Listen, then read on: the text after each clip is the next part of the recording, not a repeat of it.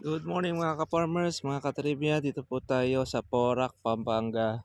At ating pong binisita yung ating katribya na kung saan ang kanya pong kalamansi farm ay kasalukuyan po na nakabuka ang kanya pong mga bulaklak. At meron na rin pong mga bunga siya na mga maliliit. At meron naman po na pitasin yung atang nagpapa-harvest. Ay, hello. Kamusta na? Kailan pa kayo dumatay? Kanina pa po. Kagaya na. Oo. Ay, ibig sabihin, di ba galing kayo sa barko? Oo, ganyan po na.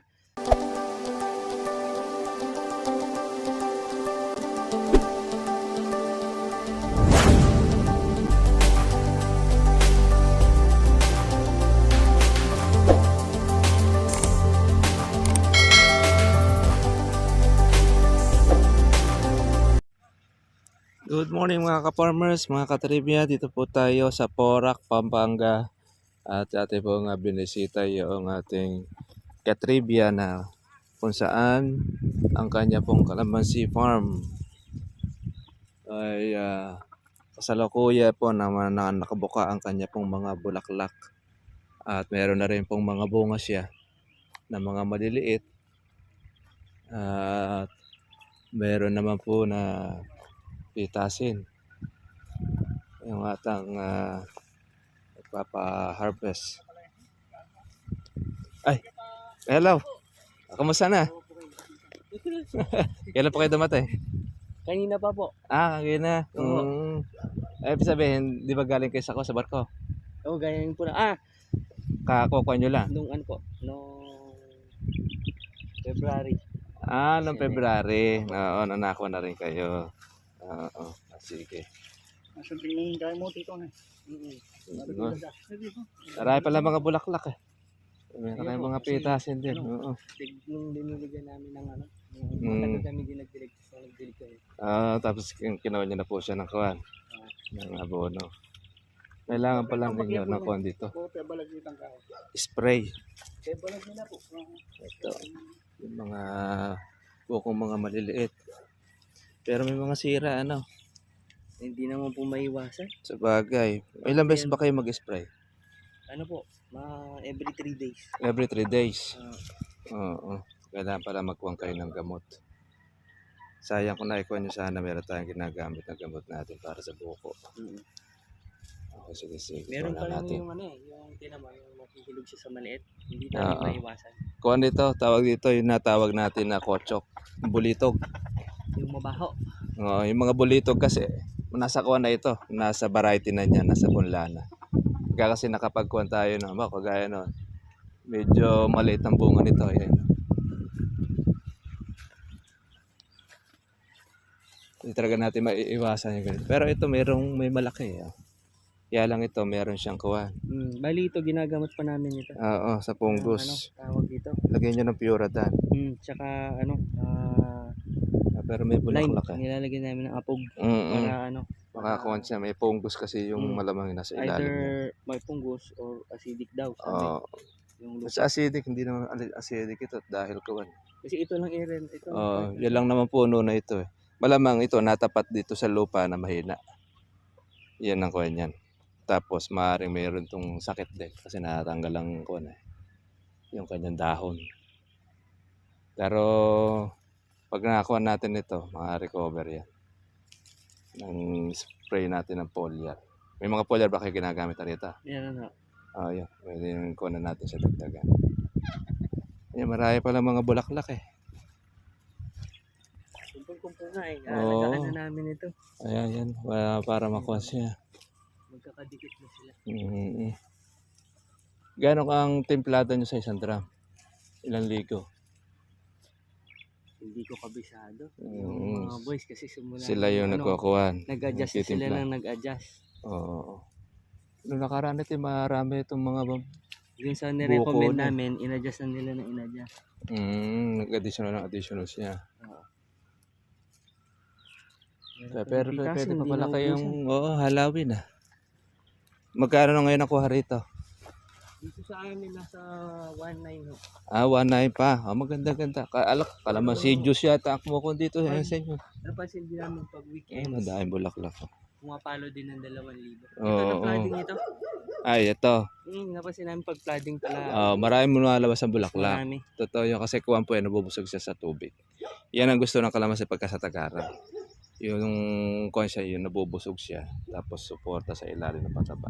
Yung pataba. Kaya tama lang ito yung organic natin masuporta. Kasi pag nagbuko yan, kailangan huwag siyang malaglag itong taginit. Dahil sa taginit yung nakalaban natin yung tag-araw po na tubig. Tubig. Tsaka yung init ng panahon. Kaya sasabayan na namin Pwede na siya ng kuwan natin. wala din bomba. Tapos na pala itong bahay nyo. Ano?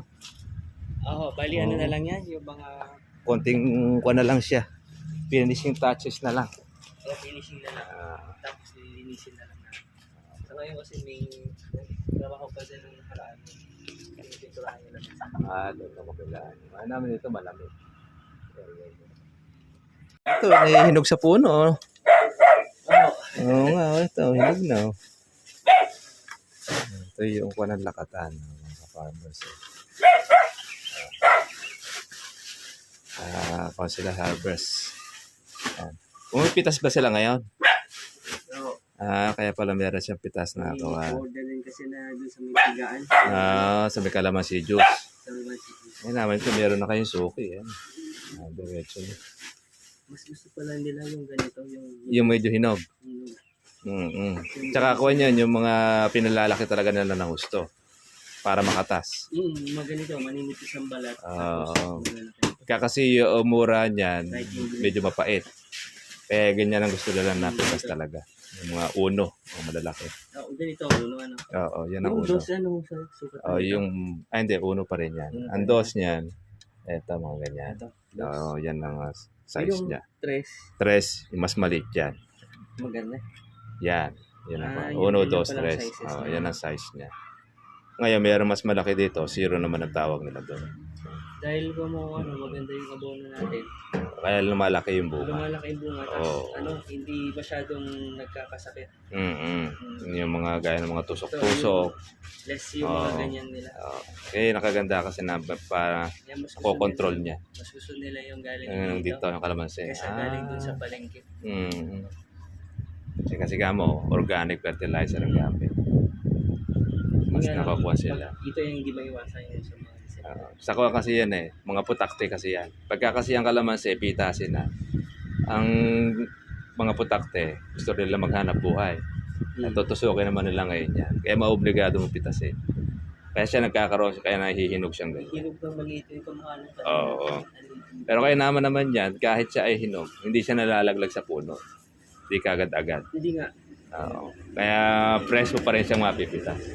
Yan ako.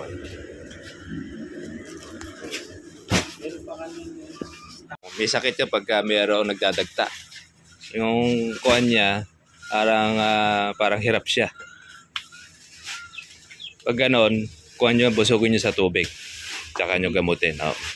Kasi karaniwan sa nagdadagta, uhaw sa tubig. Pagka hindi siya nabubusog.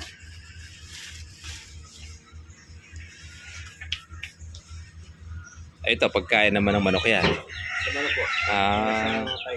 Sa pipe dog. Lilipat namin doon sa pinakalikod. Magkano ba ngayon ng itlog? Ayan, yan yung presyohan namin. Ito, yan. Maganda rin pala presyo niya. 10 piso. Nagmura. Ngayon tataas ngayon ito dahil tataas ang feeds. Tumaas ang kurudo Ang sabi.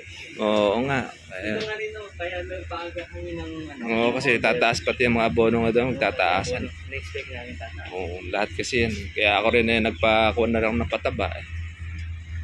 Dahil yung mga materyales sa ginagamit ni Sir Marvin, sabi nga niya, ngayon, okay pa. Kaya lang, pag naubos na yung stock, doon magkakaroon ng problema. Magtataas na. Kaya kumuha na rin ako ng